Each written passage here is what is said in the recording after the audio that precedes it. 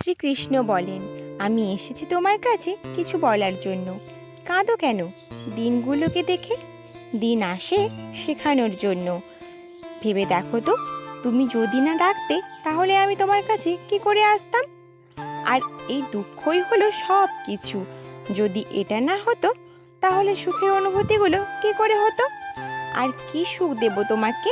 যখন কর্ম ডাক দিল তখন আমাকেও যেতে হলো। কেঁদেছিলাম আমিও। যে গ্রামে বড় হয়েছি সে গ্রাম ছেড়ে আসতে হলো। তাই খেয়াল রেখো, আর কেউ যেন এই দুঃখ না দেখতে পায়। হাসি মুখে ওই কান্নার বিরুদ্ধে লড়াই করো। দুঃখ যদি দরজায় এসেছে তাহলে কেঁদো না, দরজা খোলো আর দুঃখকে স্বাগত করো।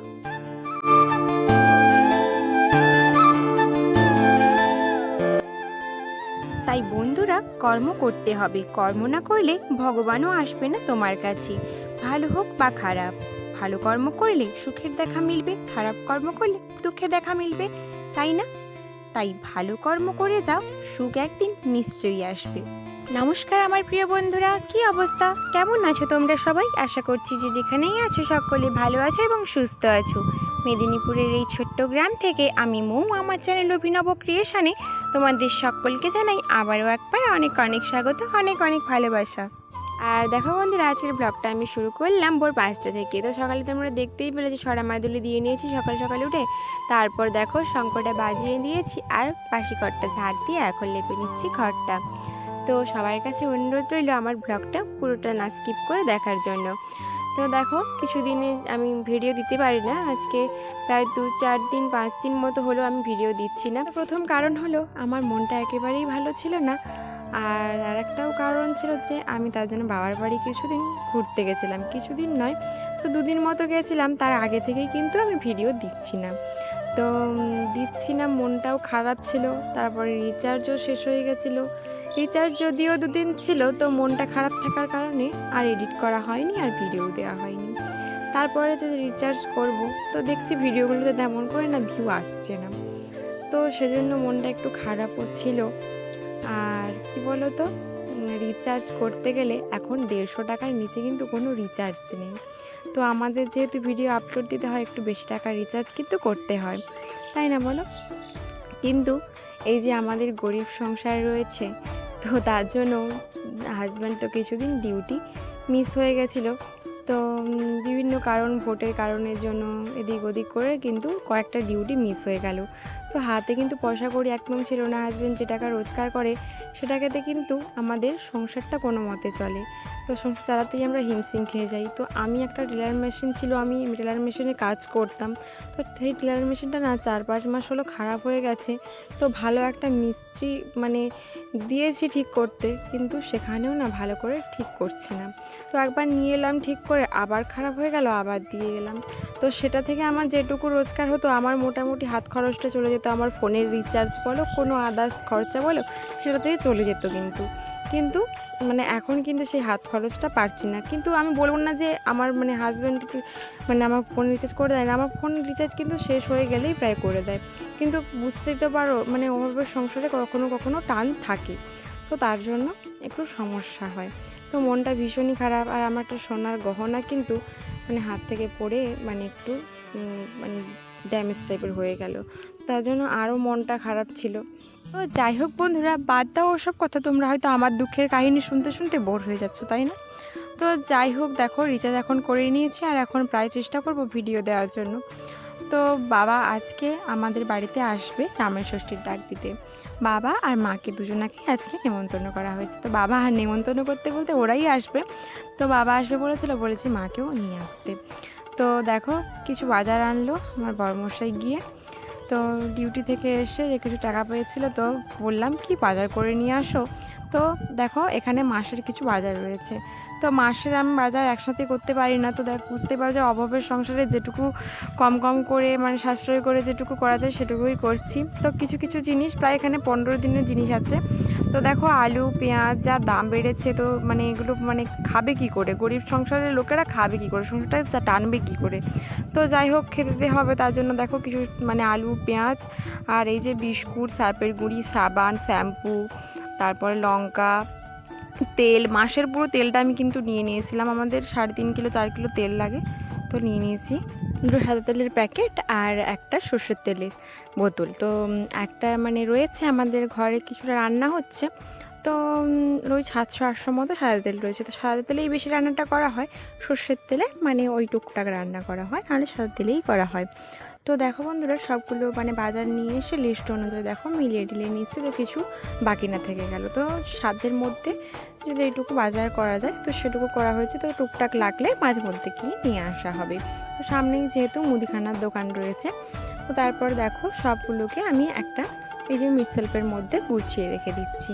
তো আমার একটা ছোট্ট মতো মিটশেলফ রয়েছে, ওটাতেই সবগুলোকে গুছিয়ে রাখছি। তো পুরো মাসের বাজারটা আমি আনতে পারি না, তো অল্প স্বল্প করে কিছু কিছু করে অভাবের সংসারে যেরকম মানে আয় থাকে সেরকম অনুযায়ী বাজার করে নিয়ে আসা হয়।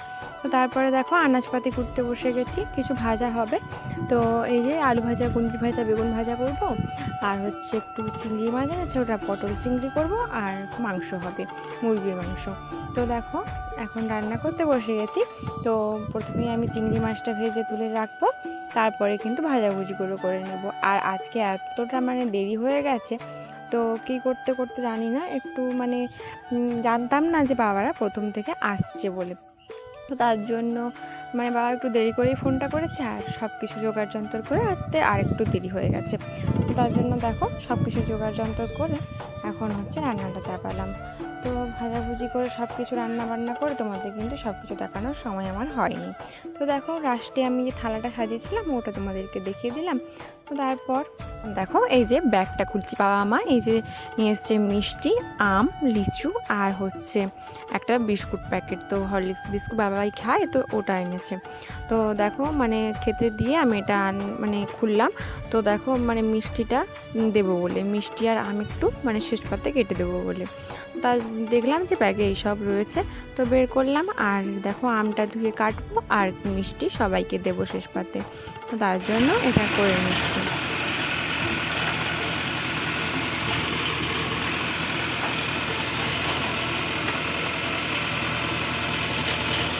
আর এখানে দেখো আমাদের রাস্তা যে হয়েছিল মানে ঢালাই রাস্তা, তো আগে এটা ছিল হচ্ছে লাল মাটির রাস্তা, মোরামের রাস্তা।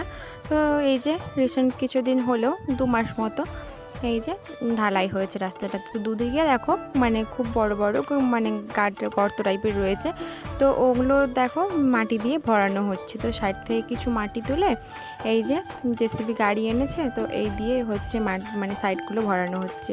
তো আমাদের এগুলো কিন্তু যাতায়াত করতে খুবই অসুবিধে হয়, এই যে দু সাইডে বিটগুলো রয়েছে না, এখানে যদি কেউ পড়ে ঠরে বা কখনো পা স্লিপ করে পড়ে যায় তাহলে কিন্তু খুব মানে একটা অঘটন বড় হয়ে যেতে পারে।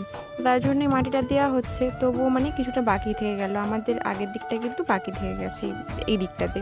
তো ওই দিকটাতে ড্রেন রয়েছে, ওই দিকটা দেওয়া হয়ে গেছে, কিন্তু এইদিকে কিছু ড্রেন নেই বলে ওখানে মাটি আর তুলতে পারা গেল না, তার জন্য দেওয়াও হলো না। তো যাই হোক বন্ধুরা, দেখো তোমাদের সঙ্গে গল্প করতে করতে এদিকে আমি কিছু বিকেলের কাজকর্ম সেরে নিচ্ছি। আর হ্যাঁ, বাবা মা কিন্তু খাওয়া দাওয়া করে এই যে 5-10 মিনিট কি আধ ঘন্টা মতো ছিল, তারপরে কিন্তু চলে গেছে। তো সামনে বাড়ি হলে যা হয় অবস্থা, তো আমিও গিয়ে বেশি দিন থাকতে মানে আমার ইচ্ছে করে না, আর ওরাও এসে কিন্তু থাকে না, কখনো কিন্তু রাত্রে থাকেনি। আজকে 5 বছর বিয়ে হলো, কিন্তু এই তো মা তো এই কয়েক মাস হলো মাত্র আমাদের বাড়িতে প্রথম এলো, তো আর বাবাও কোনোদিনও কিন্তু রাত্রে থাকেনি। তো যতই রাত হোক কিন্তু বাড়ি চলে যায়। তো যাই হোক, এখন দেখো তো বিকেলে একটু মানে খেয়ে দিয়ে একটু বিশ্রাম হয়েছিলো, তারপরে তো বিকেল তো মানে এমনিতেই বেলা হয়ে গেছিলো খেতে, তারপরে এই যে কাজ বাজ সেরে নিচ্ছি, ঘরটা ঝাড় দিয়ে নিয়েছি, আর এখন হচ্ছে দেখো বাড়িটা ঝাড় দিয়ে নিচ্ছি। আজকে দিনটা যে কীভাবে কেটে গেল কিন্তু বুঝতে পারলাম না, মানে খুব তাড়াতাড়ি মানে সব রান্না বান্না জোগাড় যন্ত্র করতে করতে কিন্তু দিনটা কেটে গেল। এই যে বাবা মা আসবে একটা আনন্দের মানে উদ্যোগে রান্না করা, তো কখন যে সময়টা পেরিয়ে গেল বাবা মাও চলে গেল, তো মানে মানে দিনটা মানে চুটকিতেই শেষ হয়ে গেল। তো এখন কাজকর্ম সারছি।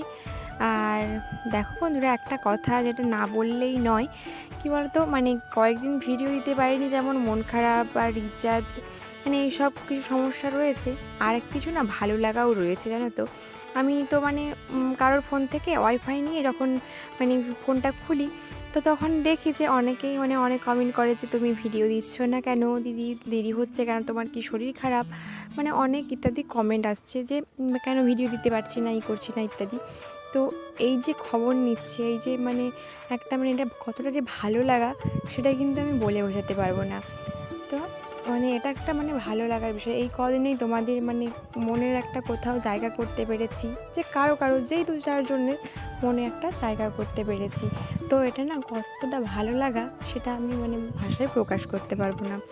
তো যাই হোক বন্ধুরা, ভিডিওটা এই পর্যন্তই। হ্যাঁ, ভিডিওতে এতক্ষণ যারা আমার সাথ দিচ্ছ তাদেরকে অসংখ্য ধন্যবাদ। আর দেখা হচ্ছে পরের একটা ভিডিওতে। ততক্ষণ তোমরা ভালো থাকো, সুস্থ থাকো আর সবাইকে ভালো রাখো।